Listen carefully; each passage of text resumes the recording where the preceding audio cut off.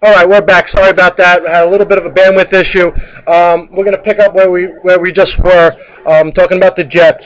My apologies. Hopefully the broadcast will continue to run smooth from here on out. But what we were saying is their defense, everybody thinks it's going to be a top 5 defense, but when I see a team give up 124 yards rushing in the first half against a Carolina team in the preseason, I can't consider that dominant.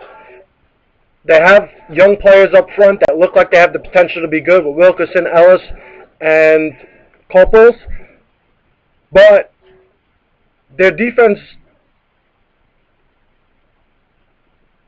I don't know. I'm losing the track of thought because I'm looking for a word to explain how I feel about their defense. They have all the talent in the world. Landry looks like a beast right now in the preseason. This guy has a history of not being able to stay healthy, so you wonder if that's going to be able to stay true and he's going to be able to stay on the field. If so, they have very good secondary. They have Bart Scott, David Harris. They got good players in the middle. That front line concerns me, especially playing the 3-4 with younger guys, but their offense is absolutely pitiable. As we said earlier in the broadcast when we opened up, 35 possessions, 173 plays, 0 touchdowns. They're not rushing the ball very well. Why they don't give Joe McKnight the ball more often with the starting crew, I don't know. I have no idea. He's the only explosive playmaker they have. Rex Ryan and the coaching staff still gives the excuses of, well, we don't have San Antonio Holmes. Curley hasn't really been healthy as of yet. But you know what? Are they going to be healthy 10 days from now when they open up in Buffalo? That's my concern. And I really don't think they're even better than a 6-10 team. And everybody says, well, if you look at all the other teams in the AFC, they probably fall in the 5th or the 6th slot. I don't even think they're that. I think they're more like 12, 13. How do you feel looking at this team right now? Well, they need a receiver big time. Hopefully they'll be able to protect for Sanchez. Sanchez is a decent quarterback. He's not an elite quarterback, obviously. He's a decent quarterback, and if you give him some targets and some time, he's gonna find the receivers. Apparently there was a rumor going around that they might pick up T.O. That's been refuted. Absolutely have no interest in him, which is good because T.O.'s not going to offer you anything. He's way past his prime. Listen, if I was Mike Tannenbaum, I would call T.O., Ocho Cinco, Plaxico Burris. I'd bring them all in on veteran minimums. The problem is they should have thought about this in the offseason. Who are they going to target? Wayne Hunter's obviously been demoted, which thank God because you can't get your quarterback killed. Let him be in there when Tebow's passing the ball and getting crushed, which he got sacked 3 times yesterday. And a lot of it was his fault. One, he can't throw the ball. But 2, you got to hit a receiver when he's in his break. He's allowing the guys run around. It's like backyard football. They're all like creating their new routes while they're in the secondary. You know what I mean? So he's back there scrambling, trying to make a play. Broke off a big run. Got, like I said before, got the whole stadium chanting his name. I think it was 2 plays later through that pick, which they said the wide receiver was open. He was. But you got to throw it to him. He was about 15 yards off on that pass, right to the defender. So if any quarterback controversy should be solved, the guy sucks. He's got this a huge following, a cult following, but I don't know what it is. Is it because he's a good guy? Is it because he's a winner in college? Is it because of that late season run with the Broncos? Hey, anybody who really knows football and watches football knows this guy sucks. He can't throw. They spent so much time on the broadcast, too, yesterday talking about his 1/10 of a second difference in releasing the ball is a big concern. No, his big concern is he throws the ball on the fucking turf. Absolutely. And then another thing that concerns me, too, is Dustin Keller, who was injured. We still don't know how serious that injury is. I don't know if you saw any injury report, but if he's out for a significant amount of time, he's been Sanchez's security blanket the last couple of years, and he's actually gotten better. He's continued to progress towards Pro Bowl caliber, and without him, without San Antonio Holmes, Jeremy Curley is still a unknown quantity, and Stephen Hill, rookie, explosive speed. He can't catch the ball in traffic. He can't catch the ball when he seems like he's scared to get hit before he catches the ball. And also with him, we discussed this last week, he's still learning how to play receiver in the NFL. A lot of balls he doesn't come back to. He doesn't make adjustments on where the ball's thrown. He does the right thing and continuing his route, but I guess over time he'll get a feel for when he has to break back, go back, catch the ball over his shoulder. But he hasn't been doing those things early. They have a lot of confidence in this kid because they continue to put him out there. I mean, right now Patrick Turner is probably one of their best options at receiver, and that's kind of scary for a team that's supposed to be a playoff caliber team, a team that's supposed to be in contention at some point. Everybody was saying Super Bowl last year, had a bad year. Rex has got it all together this year. I don't see Rex having it all together. I don't see Soprano Tony doing anything better than what Schottenheimer was doing. It's dink and dunk. We haven't seen any Wildcat. We see Tebow dropping back like he's a traditional quarterback. The guy's not a traditional quarterback. Let him do what he's good at.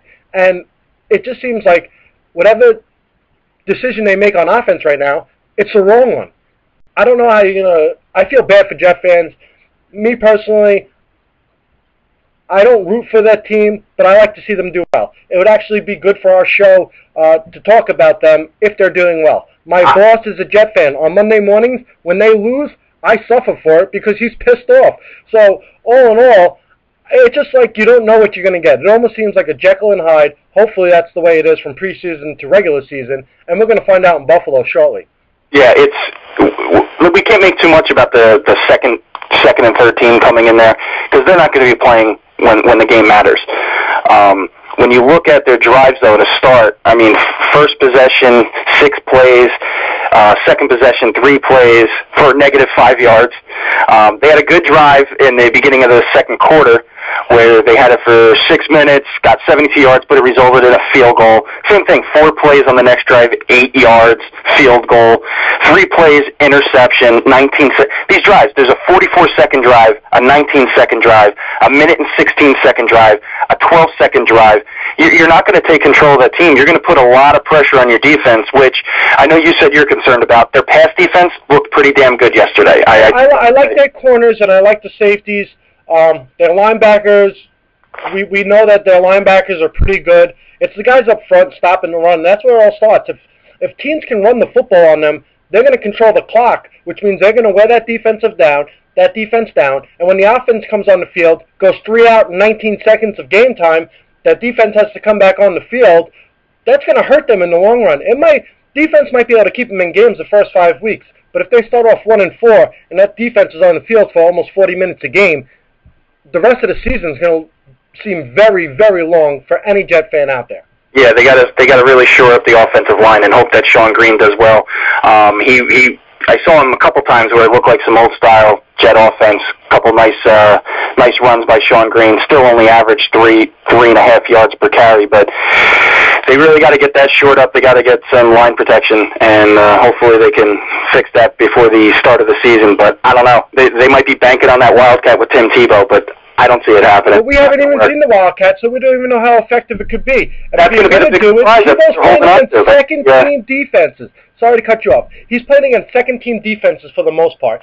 Why not use it? These aren't guys that are going to be playing against them in the regular season. Okay, you don't want to give it a look. People know what the Wildcat looks like now. It's been around for 5 years.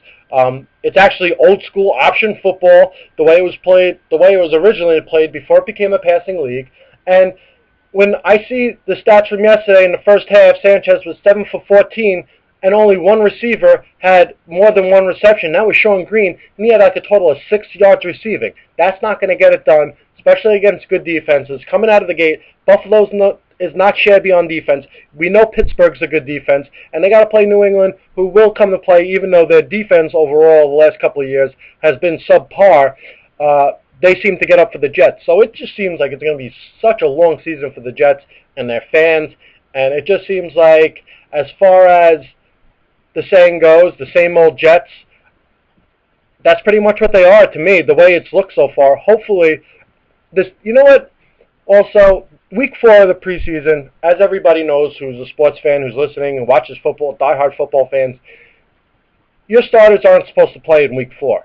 If I was Rex Ryan, I would have my starters out there. They still need to work on a lot of things. I don't care if it's even for 3 or 4 drives. They need to do something where they can feel confident going into week 1, because they haven't done anything for fans to feel confident, for us as broadcasters to feel confident. So I know in the locker room, I don't know how they're feeling confident. And Darrelle Revis keeps making excuses as far as, oh, it's only the preseason, this, that, the other thing, the defense can carry the team. You know, that can only last for so long. They got to stop making excuses and start showing results. That's what this business is about. This is what sports is about. You play to win the game, as Herm said. And if you don't show results, somebody's going to lose their job, whether it's going to be Sanchez, whether it's going to be Rex, whether it's going to be Tannenbaum. The one thing I can say that was a plus out of yesterday, Austin Howard, who replaced Wayne Hunter at the right tackle position, he actually played very well. He didn't allow any of the sacks. He was very good on the run block, and maybe this will start something in a good direction. I just don't see where anything's going to be good for this team this year. No, not at all. I mean, they're not showing you anything in the preseason. You can't make way too much out of it, but as far as like I said, because most of the starters are out of there by the end of the second quarter. But they haven't showed you in those. Let's see. So they would play 3 games, 2 quarters each, so 6 quarters. They haven't done anything. That really is a point to be concerned about. Their offense, the whole thing. They've had scapegoats for the last couple years why they haven't been able to get over the hump, or especially last year why they couldn't make the playoffs. You know, a few years or the year before Rex Ryan took over, it was Mangini is a bad coach, or Brett Favre sucked at the end. You know, now it's the scapegoat was Schottenheimer. They got rid of him. What's going to be the excuse now? As far as I'm concerned, Tannenbaum is the only one that's been there for both regimes, the Rex Ryan and the Mangini regime. I absolutely agree. When does his excuses run out and his job becomes on the line? Because he didn't stack this team with any decent players to get them over the hump. Matter of fact, on paper, they're worse than they were last year. Absolutely, and it's not just the decent players; it's the depth. There's no depth with this team on both sides of the ball. I mean, they're not using Joe McKnight, and I did hear somebody did say today, and I want to give the credit to Joe Beningo on WFAN. He said the reason they're probably not using McKnight is because he's the only guy that they have to return kicks on special teams, and they don't want to risk him being injured, and then their special teams will be worse than their offense. Yeah, but 80% of the kickoffs are going into the end zone. That's the way the NFL is now. Just send somebody back out there to fair catch, because there was their special teams last year, which Westhoff is one of the best coaches as far as special teams go. Their special teams last year sucked. So throw a guy with some good hands back there. He doesn't have to be a skilled returner because they didn't do anything with it last year. Have him throw up a fair catch or catch it in the end zone, because most of the kickoffs are going in the end zone anyway. I'll tell you what, on special teams, this kid Stephen Hill, we talked about him, you know, being a favorite target early in the preseason. This kid has dynamite speed, and we haven't really got to see it yet. I think he would do a great job as a kick returner and punt returner. Now, I don't know if they don't trust him to catch the ball when you have a gunner coming down the field at 90 miles per hour ready to put the helmet right in the chest, but if they give him a shot and he can get some confidence, I think he has the potential to be a Deshaun Jackson type of player where he can change a game. He just needs to get there. He needs to get that confidence, and I think they're trying to bring that out of him. But from all signs, it looks like it's going to be a couple years away before we see that potential. Okay, so in to wrap up the Jet segment, one word for this team. Disappointing. I was going to say garbage, but close enough. Or the second word that came to my mind after I said disappointing is overrated. There you go. All right, we're going to move on to the team in New York that has just shown that they go about their business. They do things the right way. Defending Super Bowl champions, the New York Giants, who open up a week from Wednesday at home against Dallas. I am fired up. Watching this game on Friday night, I had so many good things to say about so many parts of this team. I'll start with the offense. David Wilson, who started the game, he's their rookie running back. He looked phenomenal. He looked like Bradshaw with more speed. They say he could be one of the faster guys in the NFL right now, which is kind of scary. He's a pain in the ass to take down. He broke about 15 tackles, it seemed like. He caught the ball out of the backfield, and while he was on the field, he was a difference maker. Eli, what can you say about Eli? If you don't put him in the top 3 quarterbacks in the game, he's definitely, right now, he's better than his brother. Even though his brother's coming off the neck surgery, even if his brother was healthy, I'd still think Eli is better than his brother if he was 100%. He's shown it. He's the best clutch quarterback in the league, in my opinion. I would take him over anybody with the 2-minute drill. I've seen him do it for 9 years. When there's 2 minutes left in the game and they need one score, I have more faith in him than Drew Brees, Aaron Rodgers, his brother, Tom Brady, and that's saying a lot. Also, Victor Cruz. Anybody who thought Victor Cruz was going to be a one-year wonder, a fluke, you can kiss my ass. This guy is for real. He runs routes that I can't even describe the way he runs routes. It's almost like he is doing the salsa dance when he runs routes. He throws his shoulders. He's so smooth. He makes space. He comes back to the ball. This guy looks like he's been in the league for 10 years. It's only his second year as a starting full-time NFL receiver, and I would put him in the top 5. He's right there with Calvin Johnson, with Andre Johnson. This guy's a game breaker. He's different. Not to mention, they don't even have Knicks playing across from him yet, and that's scary because that really opens up the field, and you got to double one of them. So pick your poison. Not to mention, Bennett over the middle shows he's got hands. How good did Barton look, too? Oh, Ramses Barton. We've been hearing about this guy for 5 years. He goes out there. He's catching everything thrown to him. He's 6'6". He's a huge target, and he towers over every corner in the league. His problem, and I won't believe it till I see it, he's got to be able to stay healthy for more than a week or two. That's true. You got a nice young running back in there in Wilson. 5 carries, 49 yards. Did you see that long running? I think it was like 18, 20 yards, something like that? Yeah, and he broke 4 tackles. Yeah, he was dragging a guy with him. This guy is a fucking beast. I'm telling you right now, if Bradshaw got hurt, I would have no problem. Which, he got banged up. But, and we all know, especially Giant fans, over the last 5-6 years, watching Bradshaw, at some point he's going to go out for 2, 3, 4 games. He's a fragile guy. He's got 2 bad ankles, surgically repaired ankles. He's he's tough as nails. But if he was to go down, I have all the confidence in the world that the Giants wouldn't skip a beat putting the rookie in there behind Eli. Also, DJ Ware, I have confidence in him. His one issue is he can't stay healthy when he gets hurt, he gets seriously hurt. He misses 6, 8, 10 weeks at a time. So, but this kid's got me really excited. As you can hear, I'm fired up for the New York Giants. Not only that, he rushed it out of the backfield too, receiving David Wilson. He looks pretty good. He had a couple receptions too. He's going to be a great all-around player. Oh, he's going to be a complete NFL running back.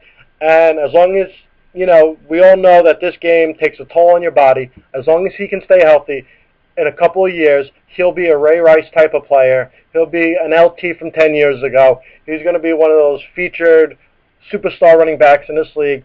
And Jerry Reese continues to show why he might be the best scout, the best drafting GM in the league. Everybody this guy drafts seems to work out well. Tannenbaum can take a lesson from him because he's had some horrible drafts in the last few years. Oh, absolutely. They haven't had a good draft since Mangini was here. So that goes to show, Mangini, as bad as he was X's and O's, and he was an asshole, he was uptight, he didn't say anything, he thought he was Bill Belichick Jr.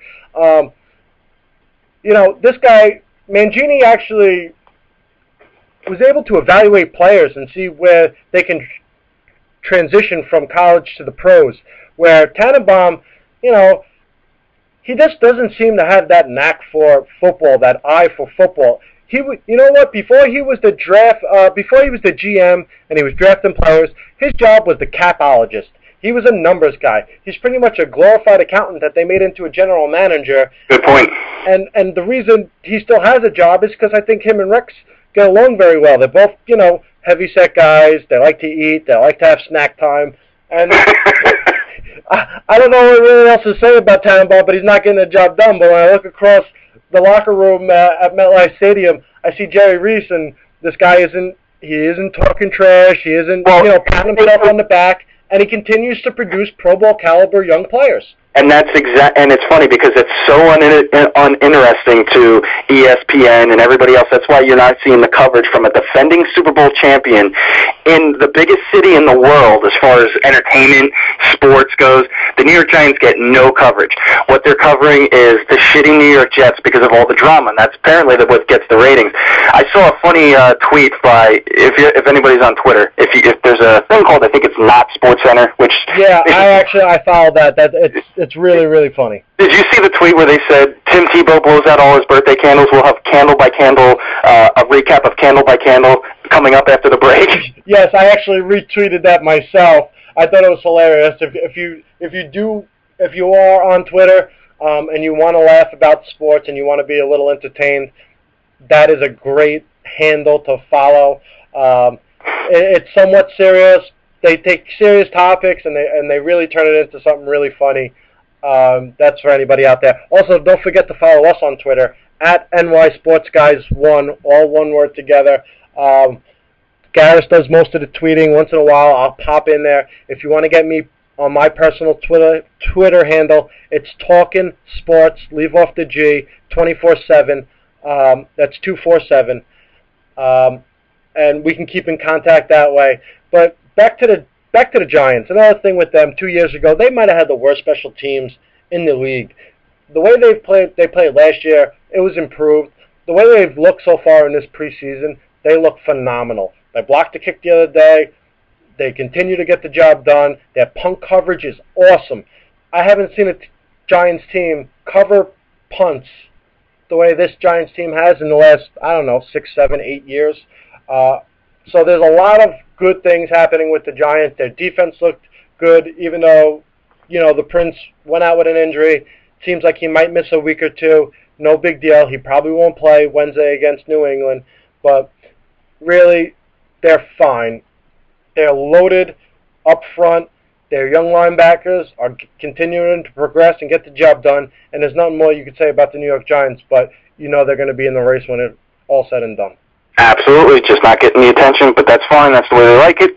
So, good luck to the Giants. A tale of two different teams, I tell you that. Absolutely. Silent but deadly, the New York Giants. And the scary thing is they're defending Super Bowl champions. I know how hard it is to repeat. Absolutely. It seems like nobody even remembers that. They did go on one of those Road Warrior runs last year like they did in 07, and still they get no love. It kind of drives me crazy because that is the team I root for, but at the same time it's like I just can't wait to punch people in their mouth every Sunday watching this team just be physical and dominate. And as a Giant fan, I'm excited. I know that you're a Dolphins fan, but I've kind of brought you into the Giant circle over the last year. And Botchagaloop Jones, what more can you say about Botchagaloop Jones? Anybody who knows Botchagaloop knows he's the best player on the team. But, hey, we'll save that for another day. We're about the 29-minute mark. We're going to take a break. This is probably going to run past 8 o'clock considering we had a little bit of a technical issue at the opening. We have a lot more to get into. We're going to go around the league a little bit more. Some things outside of New York that's happening in the NFL. We're going to go real quick over the college football schedule. That college football starts Thursday night, people. Saturday, there's a couple big games. Let you know about that. We're also going to talk about steroids in sports in general, not just in baseball with Lance Armstrong, all that other stuff. We got plenty of stuff to keep you entertained over the next, half hour, 45 minutes. We'll see how far we get. But right now, we're going to take a quick break. We'll be back in 5. New York Sports Guys live on Ustream.tv.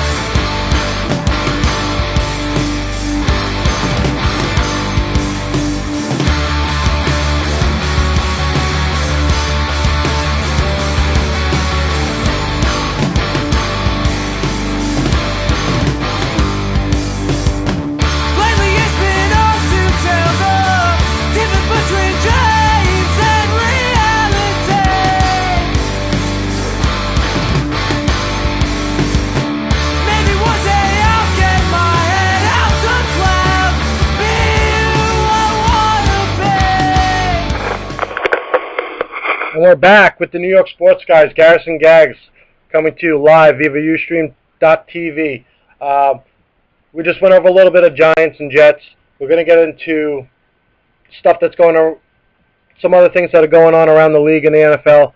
Also, just a reminder, we have the chat on the right side. If you have any questions for us, we'll do our best to get to them and answer your questions. Just post your name and your question, and at some point before we end the topic, we'll see if we do our best to answer your questions. What do we want to get into next is what else is going around the league of the NFL? What are some of the other happenings? There's a lot of moves today, a lot of cuts, people cutting down, waiving guys, cutting guys, trying to get their rosters down. It was mandatory that it got down to 75 today. After next week, it will be mandatory that they come out with their 53-man roster, the roster you'll see in place for opening day. A couple of big cuts that happened today in the last few days. T.O. has been cut from the Seattle Seahawks.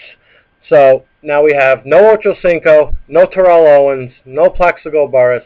A couple weeks ago, we were talking about who was going to be the guy that kind of had the best year out of them, and looks like none of them is going to be in the league. Looks like we're jerk-off free to start the NFL season. Hey, well, we still have Randy Moss out in San Francisco, but he hasn't really done much this preseason, so I wouldn't be surprised if they had a tough decision, they would cut him in San Francisco before the year starts. He's still a beast. Hopefully he can come off of that 1 year thing, be a little refreshed and make a big impact in the season, which I think he's going to be. You know what? The less you hear from him, the better. So hopefully he'll be able to, obviously he's going to be on the roster. He's not going to get cut. So I think he's going to be a good fit. Just hopefully Alex Smith can throw to him out there. Absolutely. There was a trade to talk about today. The Buffalo Bills acquired Tavares Jackson from Seattle. And also, with that move, the Buffalo Bills cut Vince Young. Vince Young looks like he's not even going to be in the league. I don't think no other team is going to give this guy a shot. What a shame. He was a superstar at Texas, led them to the national championship, upsetting that USC team that was probably considered one of the greatest college football teams ever. And if being benched by the Tennessee Titans puts you on suicide watch, you get cut by the Buffalo Bills in favor of Tavares Jackson. Lock his guns away.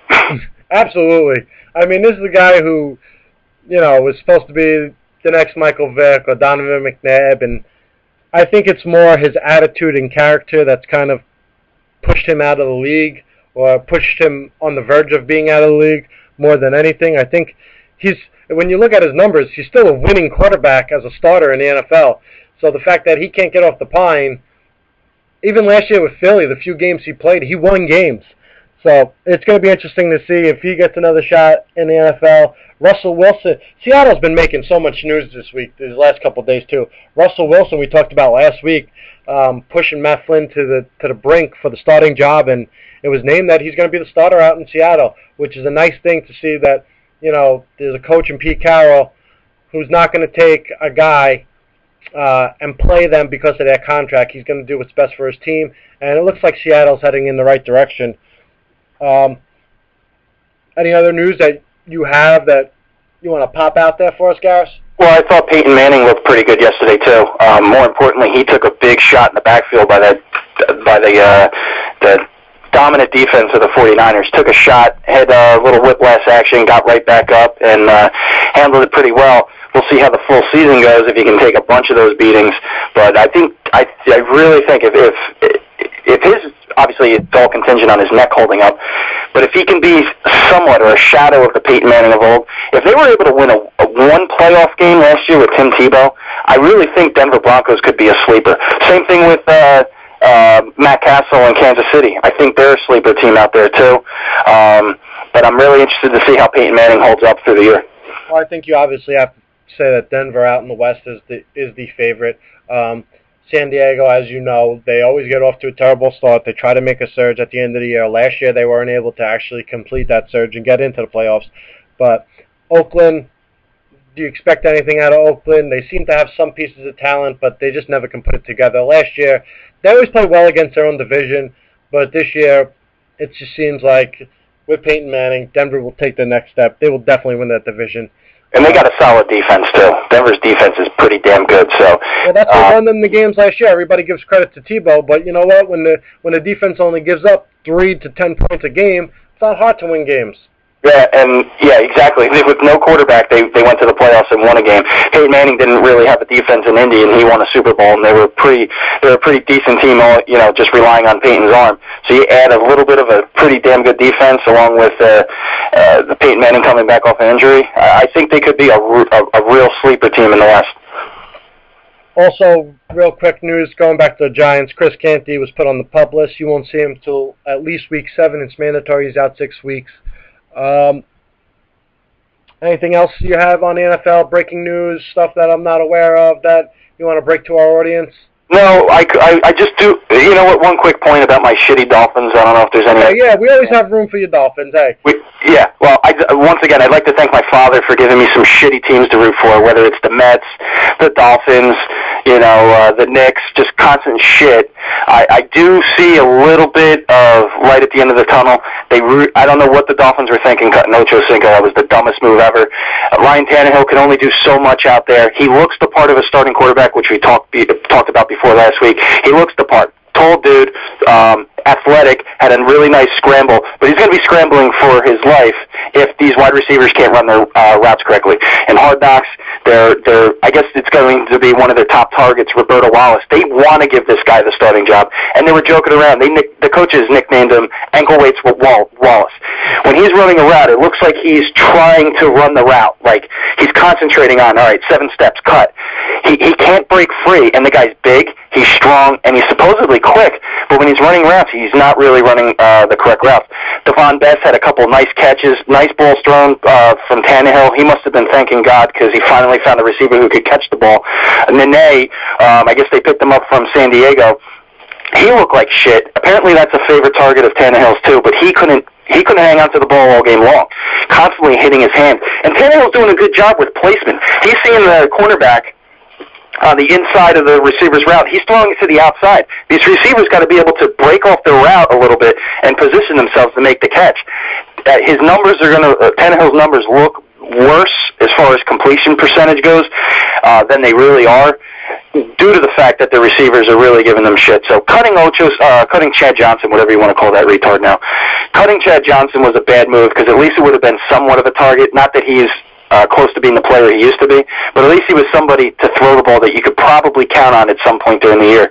Without that, they're going to have a tough time rolling. I do like the fact that they're starting a young kid, so good for them. Let's just hope it's not a and I forgot the other part of the big news. They finally traded Vontae Davis, who... Is that the guy who said he was tired at practice the first day of training camp?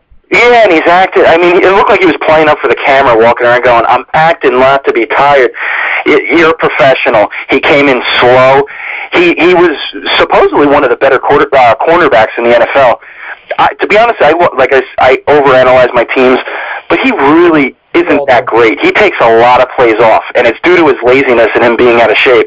So I say we're not missing too much with him being gone. We get a 2nd-round draft pick and a 6th-round draft pick from Indy. Andrew Luck looks pretty good. Hopefully they're not that good, so the 2nd-round pick is kind of high.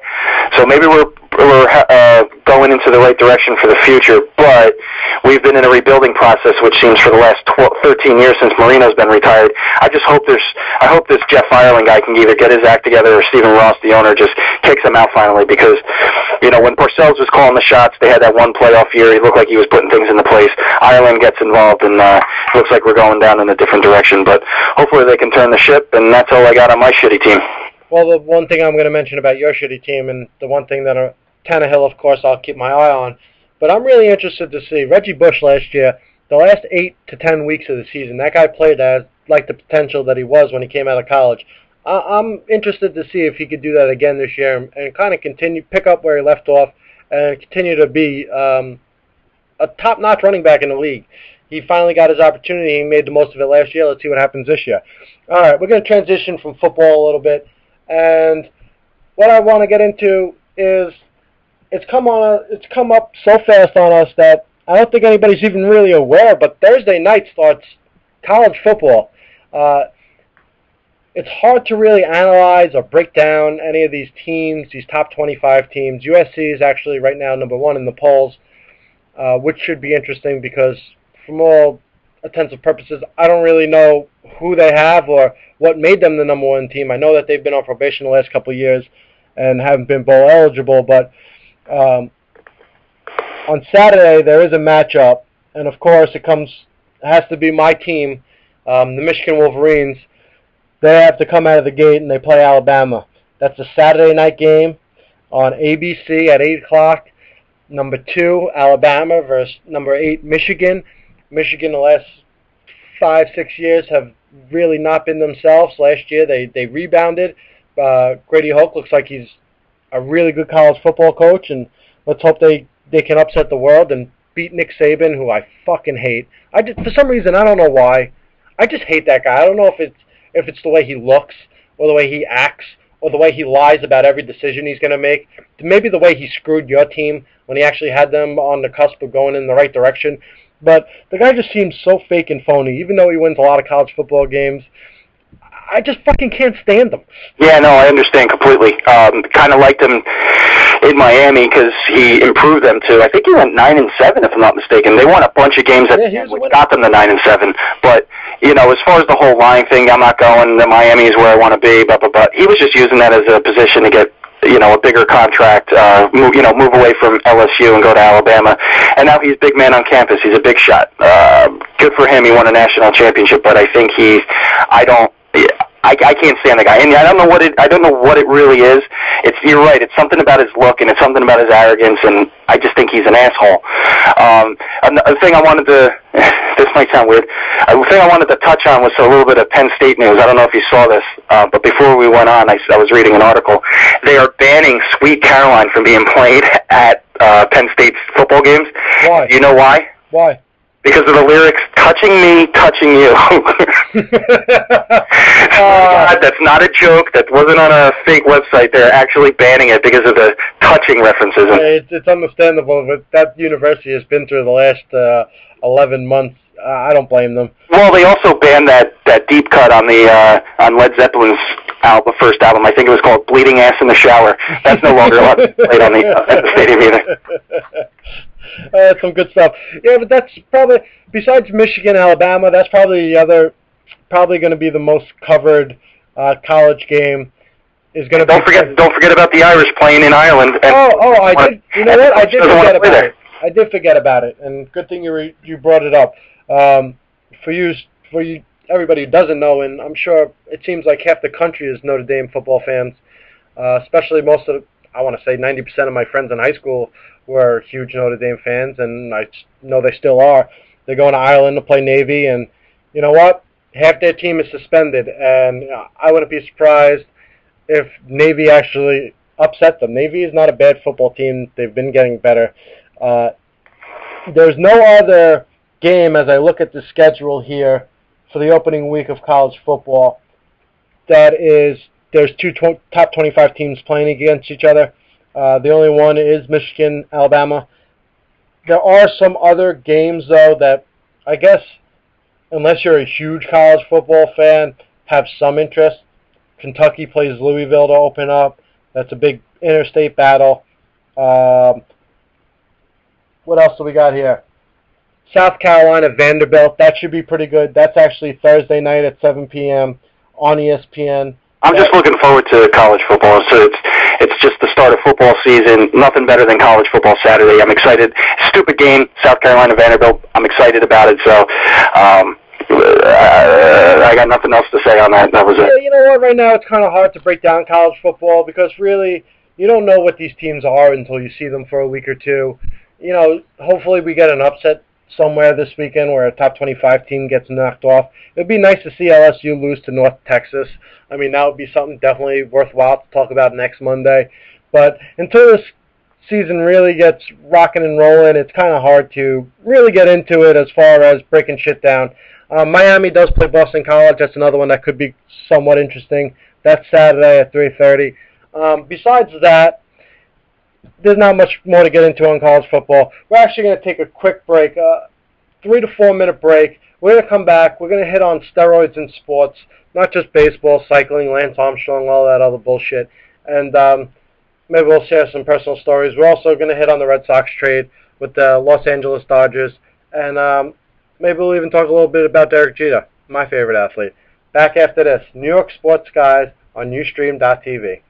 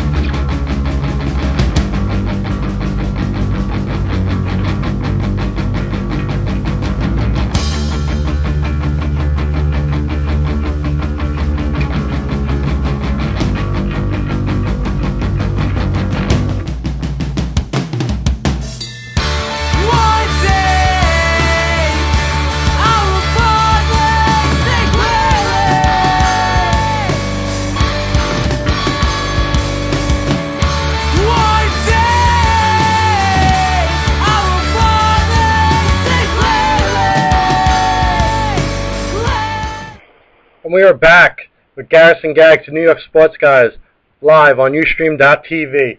Next topic we're going to get into is something that's been a hot button topic this week.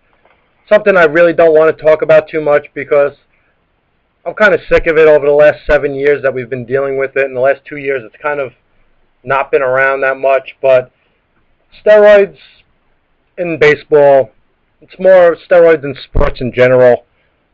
Bartolo Colon last Tuesday was caught. We're not surprised. We all had here in New York, we all had our suspicions last year when he came out and he threw like he was 25 again. But this is actually a problem that's rampant throughout all of baseball. I heard a stat this week.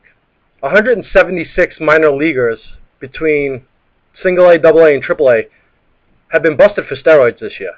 That's a shitload of players, if you ask me.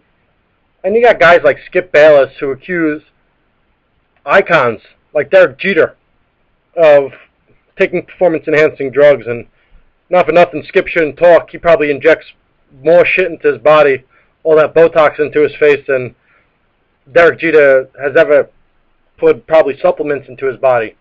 But one thing I will say about Derek Jeter, back in the day when there was the anonymous testing, I did hear a rumor that the 103 failed drug test that A-Rod got called out on and David Ortiz got called out on, supposedly him and Johnny Damon were on that list of big names that failed. It was never confirmed. It was through a blog site. I did discuss it with a couple of friends. But, I mean, for that guy to call out an icon, and pretty much if Derek Jeter was to test positive for steroids at this point in his career, with all he's accomplished, I don't know how I would feel about baseball, and it's kind of sad. Also, Lance Armstrong. Can this World Doping Agency give up? I mean, come on. It's just a wild goose chase. Who is the World Doping Agency? What country is this run out of? You obviously know. They just continuously, I feel like they're making rumors, and I don't blame Lance for saying, screw this, I'm not dealing with it, I'm not going to... That's because he didn't have the balls. Well, absolutely, that's what steroids does to you. But, you know, how many times has this guy been accused of it? How many times has he been drug tested in the past? Everybody says, you know, he's done a lot of good things for cancer, which is all well and good, but, you know, it's kind of sad that they keep going after this guy. He hasn't done not that we give a fuck about bicycle racing, but let the guy live his life. I mean, leave him alone. You could take you could strip him of all those titles. He still has all the plaques on his wall at home. He knows he won the races, and it seems like everybody in cycling does steroids or something. Well, a couple points I wanted to make. It's I don't pay attention to cycling or whatever you want to call it. It's a bunch of assholes dressed like bananas riding a bike in tight spandex. I could care less if that sport dissolves. But what I heard is apparently a lot of people in cycling take steroids, and this guy Lance Armstrong was tested numerous times and never failed. So why is he under such scrutiny? I don't understand it. It's all hearsay. It's all people saying that he's done it or they knew. Yeah, but how do you strip him away from all his shit? That's what I don't get. It was never proven. He just says he did. I think he did the smart thing. I heard Michael Wilbon on PTI before saying, you know, the guy fought cancer. What a quitter! He won't fight this. Who has the time for it? Why go through everything that Roger Clemens went through? You're better off doing one of two things: doing what Andy Pettit said. Yeah, I did it. Now what? And then nobody talks about Andy Pettit anymore. Or you can go the Lance Armstrong route and goes, you know what, who gives a shit? You know what, I had a great career, take all my shit away, I really don't care. Bottom line is, it's just cycling, nobody gives a crap. I'm going to go a different route as far as steroids go. I used to think it was a shame, and how could you ruin sports like this and bring drugs into the whole thing. I like 500-foot home runs. I love big tackles.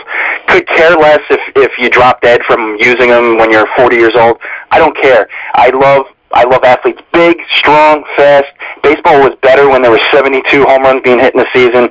I guess cycling is better when there's a guy with one nut going really fast. I don't know how they count that in the score, but you know, I like steroids in my sports.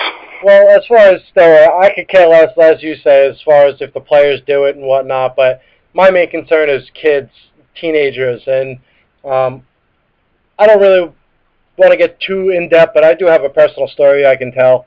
Not many people know this about me, or there's probably a handful. I would probably say maybe 8 people who know this. But when I was in high school, in 1998, I was 15 years old, and McGuire and Sosa, we all remember the home run race to break Maris's record. And when I heard that this guy was using a supplement called Andro, it was football season for me, and what did I do? And I said, if this guy's hitting balls 600 feet with this stuff, I could probably lay some people out. And what I did, at the time, I just thought it was a supplement. I went to my local vitamin shop. They had it behind the counter in the glass cabinet. I tried to buy it. They wouldn't sell it to me. I had to be 18 or older, so pretty much I paid one of my friend's older brothers $20 got myself a bottle of 90 pills, and I popped them. And I can tell you now it's considered a banned steroid, and it's classified as a steroid. But the shit works. I was always a good athlete in high school. I was always a very good football player. I probably didn't need to use those supplements. But when you're 5'9", 160 pounds, and you can take a guy who's 3 years older than you, who's 6'6", and about 240, and you can blow him. Whoa, whoa, whoa. Hey, listen, what you do on your own side, I don't know if steroids makes that activity better. Well, I'll let you answer that one. No, well, that's the wrong wording, but when you can destroy a guy that's almost twice your size, and you can drive him 2 or 3 yards back off the ground, and he's pretty much manned up against you, you can see what these things do. And the only reason I did it was because I saw the results that McGuire was getting by hitting the home runs, and I always liked, like you said, I always liked big home runs. I always liked strong, powerful guys, and I try to be the best at the time. And now I look back, and it's sad to say, but I was a 15-year-old who actually was using a banned steroid as of right now, and it did make a difference. I saw it every day in my performance. Actually, a quick story was we had a scrimmage, an inter-squad scrimmage, and one of the kids on my team was a punt returner, and I was actually playing special teams, and I was a gunner. For people who don't know what a gunner is, that's the guy who sprints down the field to tackle the ball carrier, the guy who catches the ball. I was one-on-one with this kid, and he was so scared of me hitting him, he dropped the ball on purpose and let me pick it up. I mean, I did blast him, and I did pick it up, recover it, and take it back, but that's what these supplements and these drugs do to you. They make you twice as strong, twice as aggressive, and my coach had an idea of something that was going on, but at the same time, I would never admit it. This is probably the first and only time I'll ever say it in a public forum, and now that it's going to be recorded, it'll be, out there for the rest of my life. But I was influenced by a professional athlete doing it, so I just feel bad for the kids today that see the results that these professional athletes are getting, and wonder themselves if they put the supplement in their body, what they would be capable of doing. And that's my concern, and I think that's all sports concern, and I think that's why they've made it such a serious topic, is because they don't want to see the youth, and I wouldn't suggest any kid doing it, any teenager, even college kid. And the sad thing is, a couple of years after I graduated, I'm not going to say the high school I went to, people who know me know the high school I went to, there was kids who actually started injecting steroids, and you know what? All of a sudden they went from 140 pounds to 200 pounds of pure muscle. And it is a bigger problem than we all think, especially at the levels where it's not tested for, at the smaller college schools, in the high schools, even in men's softball. I mean, I played competitive softball for a couple of years, and you see these guys, they are gigantic, and they're not naturally that big. They're doing something. And the scary thing is, what happens when you do it for a long period of time? Like you said, you don't care if they drop that at 40 as long as your team wins. But my concern about steroids is the awareness that the kids get from it, and they see the results, and they're going to try it. And you know what?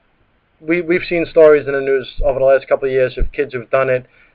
They came off of it, they withdrew, they've ended up committing suicide. Luckily, I bought one bottle. It was 60 pills. I took 2 pills a day for a month. It did make a difference. I became twice as strong. I became twice as aggressive, but I didn't have any type of bad reactions after the fact. I kind of realized, like, you know what? I'm a good enough athlete not to use these supplements. So, what made you better at blowing people? I was better at blowing people, that's for sure. And that was the wrong terminology to use in explaining that story. But that's just a little personal story that I have with it, and I know for sure that these things can take somebody who's good and make them great.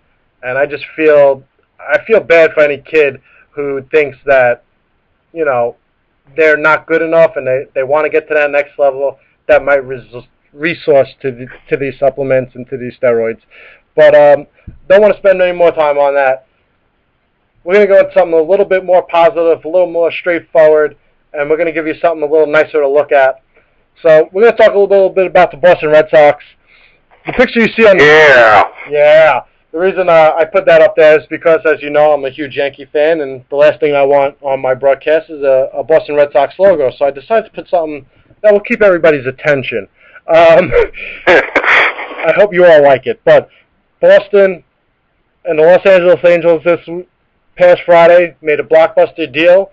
Boston cut $261 million of payroll by sending Adrian Gonzalez, Carl Crawford, and Josh Beckett, and Nick Punto to the Dodgers for James Loney, Ruby De La Rosa, who's a prospect, and a handful of other prospects that, you know what, at the end of the day, I think it's going to work for both teams. I think the Dodgers get a first baseman for the next 8 to 10 years that's going to be productive, top 5 guy, power guy. Carl Crawford, he's out for the year, so they're not getting anything from him this year. But maybe in the future, he could be a big piece to that team, especially in that outfield. And Josh Beckett, I don't know. I don't know what to expect from Beckett. But I could say this. If they get to the playoffs, Beckett is a gamer. I've seen him with my own eyes in 2003 when he beat the Yankees, in 2007 when, he helped Boston win their second World Series. So maybe a change of scenery for him will revive his career. As far as Boston goes, I think this is a good thing for them. One, they free up a ton of money to go retool and get their team stronger with pieces that fit. Also, it sends a message, at least that I think, and last week I know we touched on it, and I said I think Terry Francona would be back because of, you can't trade 25 players, you can't cut 25 players, so it's easier to get rid of the manager. And very rarely do you see a team that's playing bad keep the manager and get rid of 3 of their biggest names. I also heard today that there's a possibility Pedroia only has 1 year left on his deal. He'll be shipped out in the offseason. So they're just playing him out for the next 6 weeks. And I think for both sides, it was actually a good deal. And the one thing I could say about LA, they're starting to make the Yankees look cheap with all the acquisitions and monies they've taken on over the last 2 months. Yeah, they really dove in and picked up a ton of salary. Red Sox had to do it, apparently, to, one, get rid of some of the players that may or may not. Well, Beckett's been an asshole this year. You've all seen the clips on ESPN of him just treating the media like shit. And he's playing golf when he's supposedly injured and can't pitch. Yeah, and then doesn't see anything wrong with it.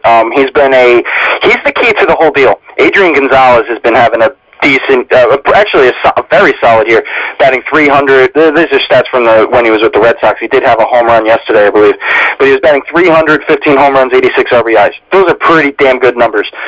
Carl Crawford is another story, only playing 31 games this year, 3 home runs, 19 RBIs, and he has to get paid $20 million a year for the next 5 seasons after this one. Still owe $20 million a year for the next 5 seasons. That's a lot of money in a guy that hasn't been as productive for the Red Sox as he was for Tampa Bay. Beckett is really key to the whole thing. He's a 500 pitcher over the last 3 years. 5-11 this year with a 5.25 ERA. It's not going to cut it. Hopefully a change of scenery he can get back to being the Beckett of old.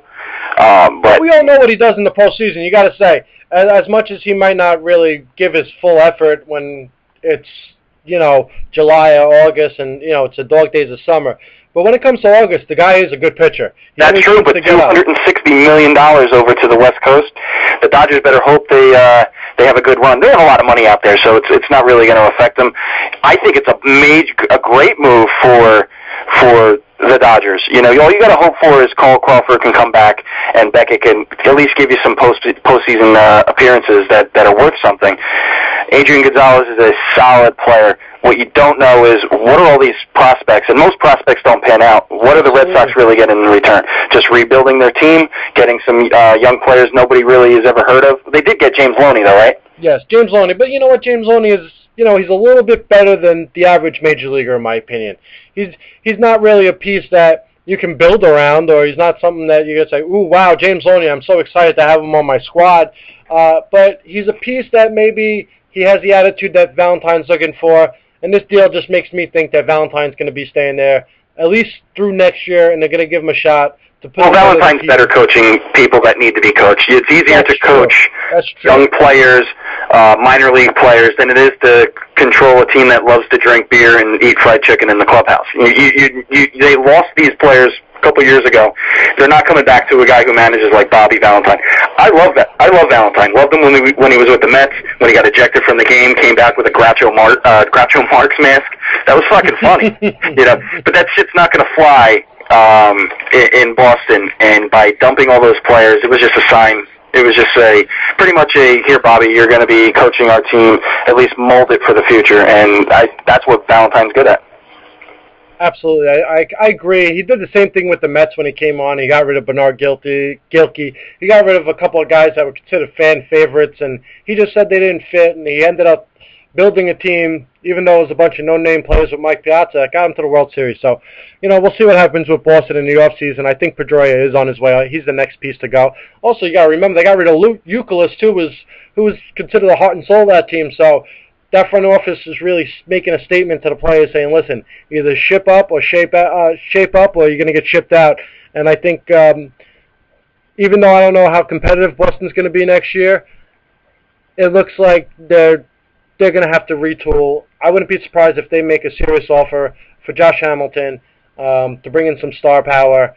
Josh Hamilton's a guy who he just wants to play. I mean, he has so many other issues that baseball's his main concern, and I think for some reason he would get along with Bobby Valentine. I don't know why. I just think that would be a good fit, but we'll see what happens. And he does lead the league in causing the death of fathers. All right, now we're going to move on from the Red Sox, and we're going to go to something that nobody really wants to hear about, and I just think it's funny, so I'm going to pop it up there. Take a listen. If that's not Shaquille O'Neal and left, that baby's out of here. Get out of here. You rotten bum! You overpaid weenie! Vile thing! You make my butt sting! I detest you! You're all garbage! All of you! Back up the truck! Back it up! And that's the New York Mets for you.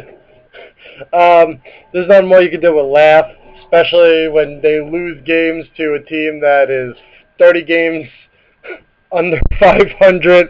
It looked like they were about to lose another couple of games to Houston this weekend. Thank God they were able to pull a couple out. Let me just say, there's not much to talk about the Mets, but a must listen. And even though we make fun of him a lot, and he's kind of lost his touch here in New York, and he's more of a goof than anything else, if anybody has an opportunity or wants to hear something that's really, really funny, listen to Mike Francesa have a heart attack talking about the Mets.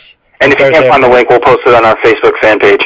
All right, yeah, definitely. Guys will post that up after the show. It's a must listen to. It's about 10 minutes, but it is absolutely hilarious, and hopefully the Mets continue to make him feel like that. And, if he has a heart attack, maybe they'll hire us to take a spot and talk 5 hours a day. And, we're going to go to...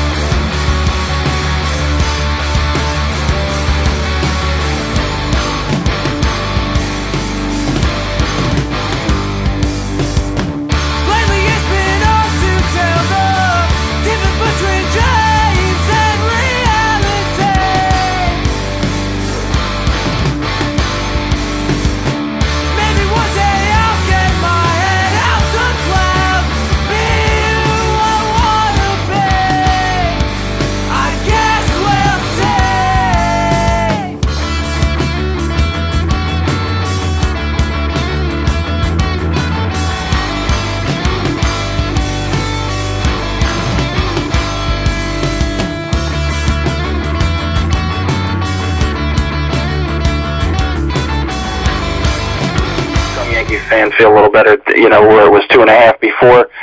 Tampa Bay's not go on forever. They're playing amazing baseball in August, absolutely just dominating people.